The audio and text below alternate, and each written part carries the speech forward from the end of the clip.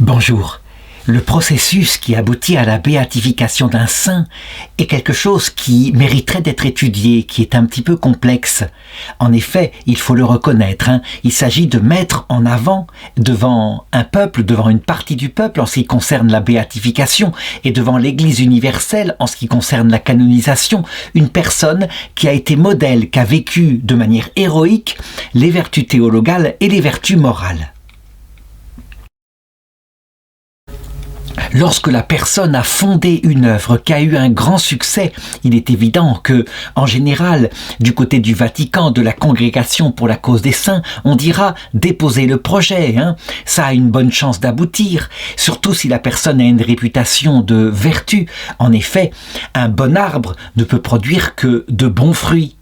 Cependant, le processus est beaucoup plus complexe. De fait, il peut arriver que le bon arbre, ce soit le Christ, et qui, par ses charismes, fait produire un fruit à quelqu'un qui, en fait, n'est pas une personne vertueuse. C'est pourquoi il y a d'abord une enquête donnée par l'Église qui va regarder les écrits de la personne et aussi ses fruits spirituels, son comportement dans tel ou tel événement. Mais il faudra, normalement, ultimement, que Dieu confirme sa volonté, que la personne soit mise sur les autels par un signe venant de lui, un signe indubitable qu'on appelle un miracle. Un miracle, ça veut dire un phénomène, une guérison par exemple, qui ne peut pas venir si ce n'est par la toute-puissance de Dieu. Ainsi en est-il pour la petite sainte dont je vais raconter la vie aujourd'hui, morte très tôt, à l'âge de 38 ans, la bienheureuse sœur Marie-Rose Durocher, une religieuse canadienne qui se dévoua toute sa vie au service des autres et qui, la providence aidant, fonda une congrégation religieuse chargée de l'éducation qui eut un grand succès au Canada et même à l'étranger. Je vais montrer comment sa vie bien lisse, évidemment, a été confrontée ici et là à des épreuves tout à fait étonnantes, sans doute envoyées par Dieu en partie justement pour manifester la véritable qualité de son cœur, et ensuite comment Dieu confirma ce que l'Église soupçonnait, à savoir, elle devait être un modèle pour tous les hommes. D'abord, commençons par son enfance qui est terne, on peut le dire, qui ne brille pas particulièrement. Je dirais que c'est une petite fille, c'est une famille de 10 enfants, elle s'appelle Eulalie Durocher, elle est née à Saint-Antoine-sur-Richelieu au Canada, le 6 octobre 1811. Ses parents sont une famille québécoise, une famille traditionnelle, c'est-à-dire profondément catholique. Ils éduquent leurs enfants dans la foi. Ils mettent leurs filles au pensionnat qui s'appelle le Saint-Denis sur Richelieu, qui est tenu par des religieuses de la congrégation Notre-Dame. Et là, discrètement, toujours sans faire de bruit, calmement, comme une petite fille sage, elle développe un projet peut-être de vocation religieuse. Mais sa santé est fragile. Pourtant, sa volonté est forte. Et donc, elle renonce à ce projet à un moment donné. Puisqu'il ne lui sera pas possible d'être religieuse, alors cette petite fille qui est, je dirais, la 10e de ses 11 enfants, décide de proposer à son frère aîné qui est devenu prêtre de se mettre à son service dans sa paroisse et après tout, finalement, une consécration comme cela, discrète, comme laïque quelque part, ce sera très bien. Et son frère accepte, elle devient donc sa gouvernante, mais je dirais, elle ne fait pas que le ménage, la cuisine, comme on pourrait le soupçonner, non, elle est très active, elle va manifester à cette époque-là auprès de son frère une énergie qu'on ne lui soupçonnait pas. En réalité, si on regarde bien les choses, son initiative, l'énergie qu'elle met fait d'elle, ce qu'on pourrait dire à notre époque, une sorte de collaboratrice pastorale, véritable de son frère. Ça veut dire que toutes les œuvres qui sont là, elle les entreprend. Elle le fait de sa propre initiative, elle le fait en communion avec son frère Théophile. Par exemple, quand il s'agit d'accueillir des prêtres en repos, on la voit qui s'active, qui est là, qui se met en quatre pour qu'ils puissent justement se reposer. Elle s'engage dans la paroisse et elle n'hésite pas à aller visiter les démunis pour leur porter de la nourriture. Elle soutient les familles en difficulté. Bref, elle est au cœur de ce village qui s'appelle Bel Oeil au Canada, et véritablement, eh bien, petit à petit, on peut le remarquer, elle est remarquée par ces prêtres qui sont de passage. Ils se disent, mais quel dommage qu'elle ne soit pas utilisée à quelque chose de plus grand, bien sûr. En ce qui la concerne, eh bien, cette vie lui convient tout à fait. Finalement, elle est religieuse, selon le statut de laïque consacrée quelque part, même si sa consécration n'a pas été officielle. Eh bien, pendant 12 ans, elle va faire cette tâche-là depuis l'âge de 20 ans jusqu'à l'âge de 32 ans, jusqu'à ce que la Providence, évidemment, décide de l'utiliser à titre d'instrument, et les choses vont se faire tout à fait accidentellement. L'évêque du lieu, qui s'appelle Monseigneur Ignace Bourget, il a décidé de créer quelque chose de plus performant en ce qui concerne les écoles catholiques. En effet, il faut une pédagogie beaucoup plus moderne, il faut aussi les multiplier dans les villages de son pays, à une époque où, de plus en plus, évidemment, on s'occupe de l'éducation des enfants, on ne peut pas se contenter de les laisser comme cela, rester incultes. Et donc, il commence par penser faire venir des religieuses européennes. Il y a beaucoup de congrégations enseignantes qui se créent, en particulier en France.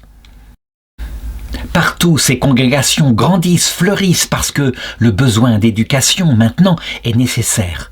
Et puis, ça ne se fait pas. Alors, tout simplement, il se met à penser à cette sœur de ce prêtre de Bel Oeil, cette sœur qui est énergique, qui pourrait très bien, je dirais, pourquoi pas, fonder cette congrégation. Il la reçoit. Elle n'a aucune expérience, évidemment. Elle pose les objections. Mais lui, comme il est très pragmatique, et puis il faut faire avec ce qu'on a, eh bien il lui indique qu'il l'aidera, bien sûr, et qu'elle pourra faire un noviciat, par exemple auprès de religieuses, et comme ça être directrice d'autres sœurs qui se présentent, des jeunes filles qu'il a repérées, en particulier Henriette Serré et Mélodie Dufresne, qui sont tout à fait volontaires pour ce projet. Mais il lui faut une âme, quelqu'un d'énergique, de dirigeant, pour pouvoir mettre la chose en œuvre. Elle donne une autre objection, elle n'a pas beaucoup d'expérience de l'enseignement des enfants, elle a certes fait le catéchisme, mais la matière est bien plus vaste, il faut apprendre à lire, à écrire, il faut apprendre l'histoire, la géographie, et l'évêque a encore une réponse, il dit « mais ce n'est pas grave, vous vous mettrez à l'école des frères des écoles chrétiennes qui sont des spécialistes de l'enseignement et qui sont dans notre diocèse ». Le problème, c'est que les frères des écoles chrétiennes, évidemment, ils s'occupent avant tout des petits garçons, et il faut faire la même chose, avec la même énergie, pour les petites filles. Et ça, évidemment, c'est un projet qui lui plaît. Il est clair que la promotion des petites filles, qu'on réduit très souvent à cette époque-là à des ménagères, en leur donnant le minimum d'enseignement, c'est quelque chose qui lui tient à cœur. Alors, elle finit par accepter. Donc on le voit, eh bien, elle n'a finalement que sa foi en Dieu, le soutien de l'évêque, qui évidemment, c'est la convaincre. Et puis, ces jeunes filles qui l'accompagnent, elle démarre de rien, sans aucune expérience. Elle va faire évidemment quelque temps, une petite apprentissage de la vie religieuse auprès de religieuses. Mais bien évidemment, on le sait, comme elle était quelque part laïque consacrée, qu'elle vivait depuis longtemps par cet esprit de la piété autour de son frère, eh bien, les choses vont se faire facilement. Par contre, la difficulté principale, ça vient de la mise en place des écoles, de l'enseignement. En effet, tout le monde n'a pas le talent de la pédagogie. Il faut créer des écoles, il faut se lancer, et vaille que vaille, on apprendra sur le terrain. Les 3 jeunes filles se lancent donc et, portées par la piété, très vite, elles vont être rejointes par l'une des sœurs, la sœur d'une de ces jeunes filles, à savoir Émilie Serré, la sœur d'Henriette. Sans doute, sa sœur Henriette a-t-elle réussi à la convaincre de se lancer dans ce projet. Et puis, il y a une telle énergie, une telle ferveur, une telle entente entre elles. Elles forment une sorte de famille que, finalement, autant se lancer. Évidemment, il faut tout mettre en place, et en particulier le nom de cette congrégation. Eh bien, on peut le dire, notre petite Marie-Rose du Rocher, elle a beaucoup de ferveur, et ce sur quoi elle s'appuie, c'est Jésus et Marie, et donc le nom va être tout naturellement trouvé. Les sœurs du Saint-Nom, des Saints-Noms de Jésus et de Marie. Il y a là, il faut le reconnaître, tout un projet déjà éducatif, puisque Jésus et Marie, comme on le sait, comme on le voit par exemple dans la médaille miraculeuse qui a été donnée par la Vierge Marie à la rue du Bac quelques années auparavant, eh bien, il y a une union entre le cœur de Jésus, un cœur de Père, notre Père qui nous conduit au salut, et le cœur de Marie, notre Mère, celle qui l'est établie notre Mère. Et les deux ensemble, eh bien, pour notre vie spirituelle, jouent ce rôle. On le voit déjà dans ce nom, il y a tous est indiqué, la méthode pédagogique en particulier, qui devra avoir l'autorité, la force d'un père, mais aussi la douceur, la tendresse, l'amour d'une mère. Évidemment, l'évêque est là, et il le sait, ce petit bébé qui est en train de naître, il faut l'aider de toutes les façons possibles, et donc, en faisant jouer son entre-gens, en parlant au prêtre, eh bien, on trouve une maison pour pouvoir fonder la première école. La première maison est très modeste. Il s'agit d'une petite maison de la fabrique Saint-Antoine de Padoue, à l'angle nord-ouest de la rue Saint-Charles, dans la commune de Chambly. Et puis très vite, l'année suivante, en 1844, parce qu'elles sont devenues plus nombreuses, il faut aménager dans une nouvelle maison. Et c'est la maison de Louis Briquet, qui a été construite en 1740. Et très vite, dans tout le Québec, la fondation de cette congrégation enseignante est connue, si bien que des jeunes filles qui ont cette vocation, qui ne sont pas faites pour être contemplatives pures, demandent à rentrer, ce qui fait qu'il faut agrandir les bâtiments. Et ça va être ici le lieu où sera le noviciat dans la suite de l'histoire, au point qu'on les appelle les sœurs de Longueuil à un moment donné. Alors que je l'ai dit, leur nom est différent, les sœurs des saints noms de Jésus et de Marie. Et vraiment, on peut le dire, le choix de l'évêque était judicieux. Marie-Rose Durocher était une maîtresse femme, mais véritablement. Quand on lui demandait « Mais pourquoi vous lancez-vous ainsi dans l'enseignement des jeunes filles ?» Et elle répondait tout de go « Pour les libérer. Pourquoi faut-il leur apprendre à lire et à écrire ? Eh bien, pour qu'elles puissent forger leur vie, leur propre vie. Mais pourquoi est-ce que vous mettez tant de place à Jésus et à Marie ? Eh bien, elle disait simplement parce que si on n'a pas de sens à sa vie, si on ne sait pas pourquoi on est sur cette terre, on est comme un bateau ivre, on ne sait pas où on va. Et elle insiste quand on lui demande « Mais pourquoi enseigne-t-elle le catéchisme de sa propre initiative aux enfants qui se précipitent ?» Les parents les inscrivent de plus en plus. Et elle répond « Parce que c'est la voie pour être heureuse. » Vraiment, on peut le dire, elle arrive au bon moment, là où il faut, quand il le faut. Et donc, sa congrégation va se développer énormément. L'enseignement tel qu'elle le voit, qui prend tout l'être humain, qui ne se contente pas évidemment de lui parler de sagesse, mais qui met la sagesse au centre du projet éducatif. La sagesse autour de Jésus et de Marie, mais qui met aussi un enseignement de qualité, qui dure autant que ce que les parents veulent. Évidemment, très vite, dans ces régions où il faut travailler, les parents retirent les enfants devenus assez grands de l'école pour les mettre à la maison, pour qu'ils puissent aider la famille. Bien, il n'empêche que quand on trouve les meilleurs éléments, on essaye de les diriger pour qu'eux-mêmes deviennent des institutrices pour le futur, pour établir les choses. Et c'est ainsi que le Québec tout entier va progresser dans le niveau scolaire. On peut dire qu'au Québec, elle est un peu comme une fondatrice de quelque chose, cette petite Marie-Rose Durocher.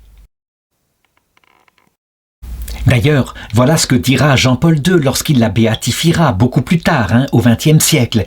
Par sa foi, son jugement, sa créativité apostolique, cette femme a marqué la société et l'Église du Québec. Tout semble aller facilement, il faut le reconnaître, comme si la Vierge Marie avait décidé de protéger cette œuvre qui est ainsi en essence. Les prêtres du secteur l'aident, les frères des écoles chrétiennes lui donnent des conseils de pédagogie tout à fait judicieux. Ils sont arrivés au Bas-Canada en 1837. Il y a aussi les pères oblats qui prêtent leur assistance à l'œuvre d'éducation. Et puis le curé qui s'appelle Louis-Moïse Brassard fait don carrément par lui-même d'un nouveau couvent à la communauté qui s'appellera et qui s'appelle toujours maintenant la maison Marie-Rose Durocher. Cependant, comme je l'ai dit au début de cette vidéo, il convient qu'il y ait aussi l'épreuve qui puisse se présenter. Et l'épreuve va se présenter effectivement en la personne d'un prêtre, ou plutôt d'un ancien prêtre, le père Charles Chiniki, qui vient ici, là, à l'endroit où elles sont en train de fonder, et qui vient à l'occasion suivante. Le curé Louis-Moïse Brassard, eh bien, il le connaît depuis le séminaire, et donc il le voit, qui est un peu en déshérence.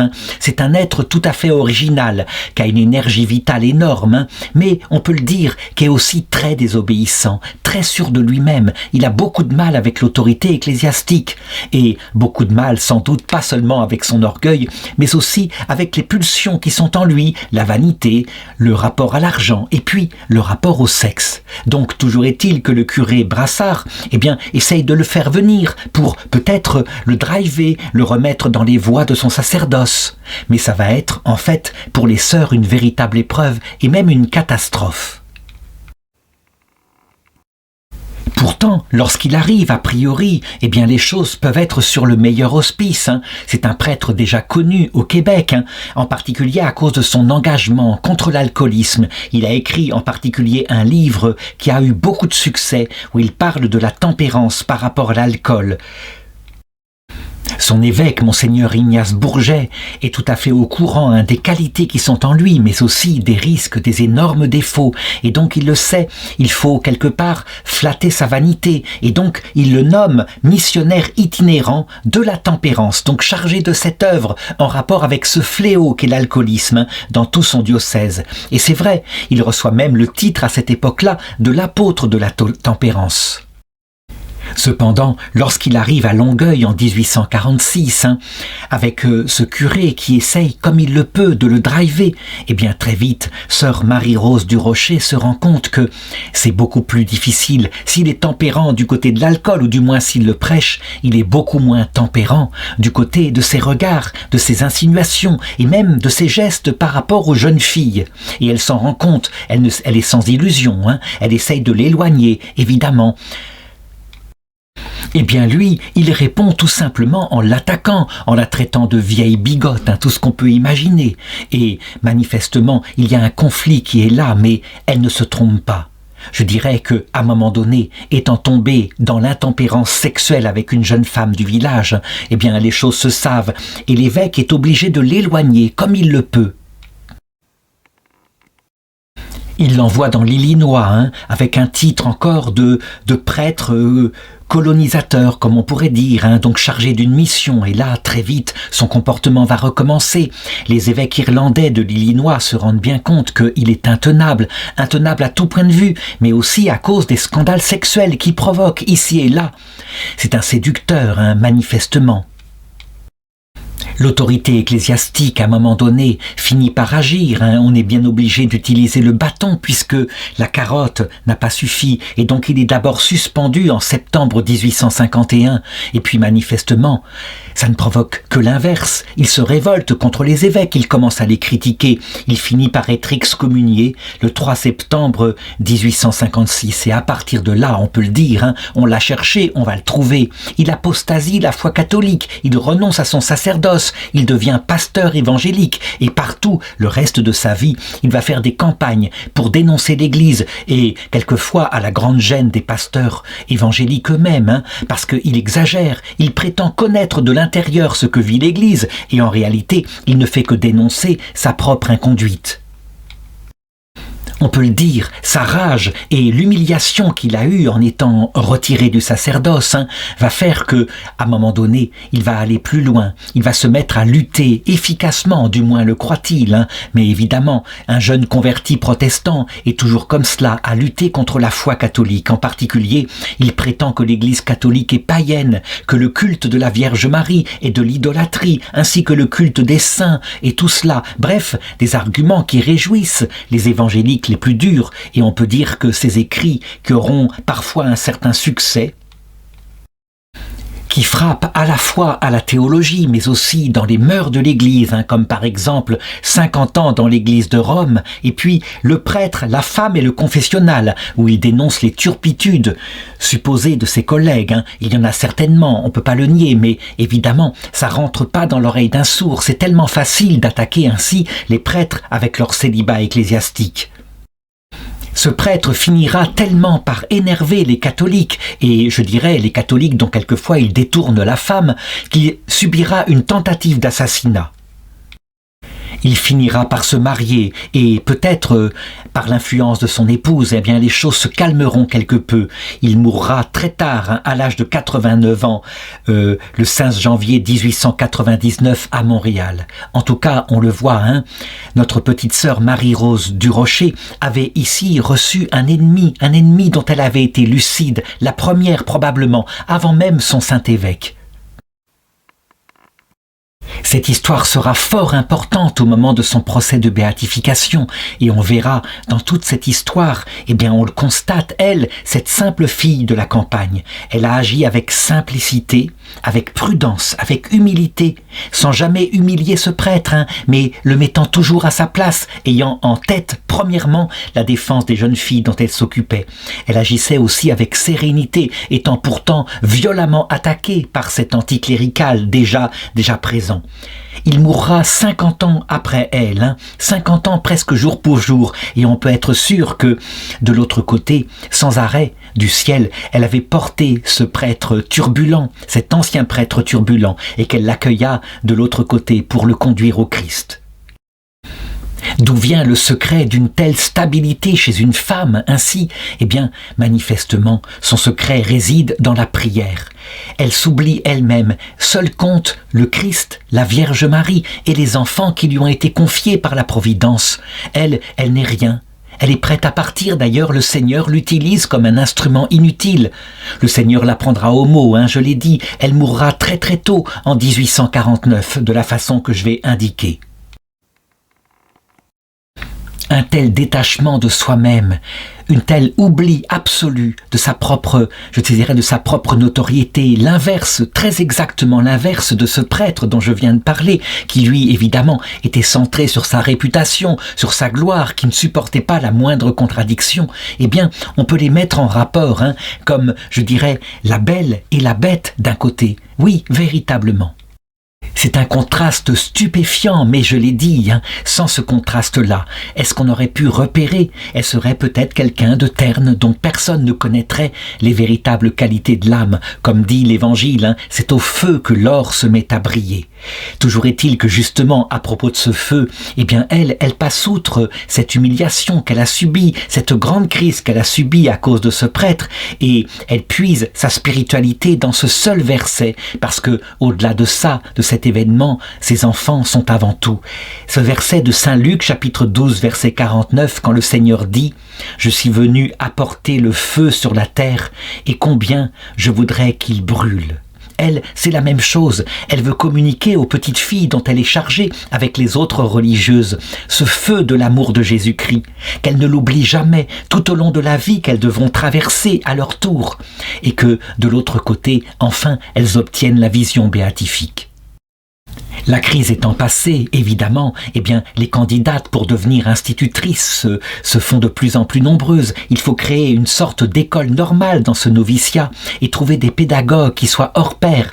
Et qu'y a-t-il comme meilleurs pédagogues que les frères des écoles chrétiennes, qui ne vont jamais abandonner son œuvre? Et eux aussi, avec une grande pauvreté, on peut le dire, hein, ils ne cherchent pas à l'accaparer, cette œuvre-là. Non, ils cherchent simplement qu'elle réussisse pour le bien des enfants.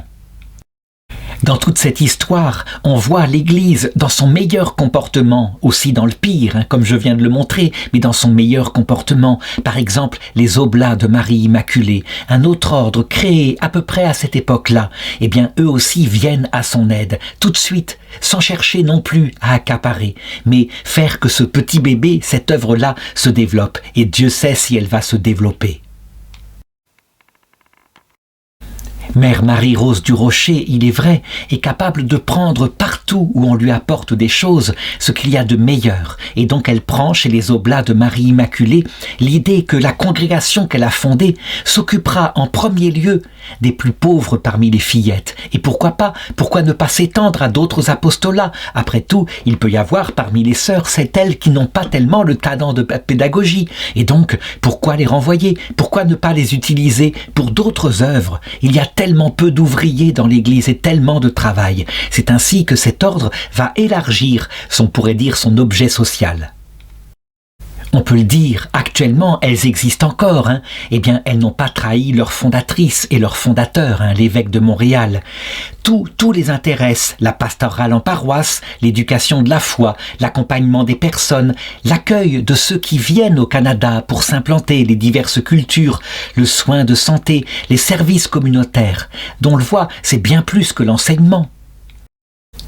Quant à sœur Marie-Rose Durocher, on peut le dire, elle a fait son travail, elle a été utile comme il le fallait. Et donc manifestement, à un moment donné, le Seigneur dit « Eh bien, je te rappelle dans l'autre monde, tu as fait ce que tu devais faire. » Et donc brutalement, le 6 octobre 1849, le jour même de son anniversaire, elle avait 38 ans, elle décède comme cela. C'est très jeune, Comment expliquer cela?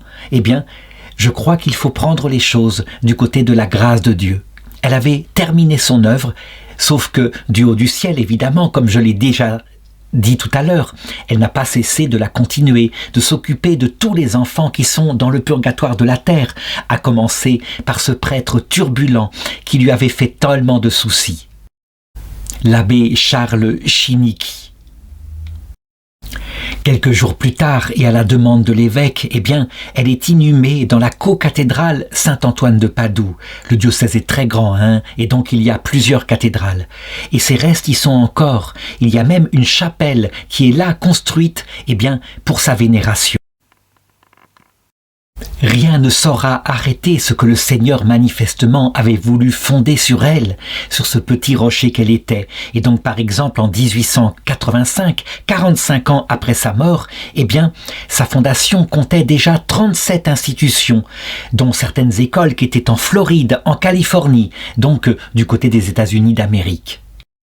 Évidemment, et comme j'en ai parlé tout à l'heure, même si le diocèse de Montréal lance très vite son procès en béatification, les choses vont traîner. On se dit bien que peut-être elle n'est pas assez connue, assez, je dirais, significative pour être ainsi mise sur les autels. Il faudra attendre la venue du pape Jean-Paul II dès 1979 pour que lui, il hâte les choses, qu'il déblaye et qu'il la déclare vénérable en attendant les miracles venant de Dieu pour qu'elle soit béatifiée. Et elle le sera effectivement 3 ans plus tard, le 23 mai 1982. Eh bien, la dévotion populaire ne s'est pas du tout éteinte en ce qui la concernait. On va même aller jusqu'à la déclarer, je te parle du peuple de Dieu, eh bien, patronne de ceux qui sont malades et en cas de décès de ses parents, parce que on a là un grand chagrin qu'elle avait vécu elle-même. On met même son effigie dans les maisons au Québec pour éviter les incendies. Et en effet, la chose est bien vue, pas seulement à cause de sa propre prudence, mais aussi à cause de l'incendie spirituel qu'elle sut éviter par son énergie. Et malgré, on peut dire, l'aveuglement quelque peu de son propre curé, celui qui pourtant l'avait tant aidé, et de son propre évêque.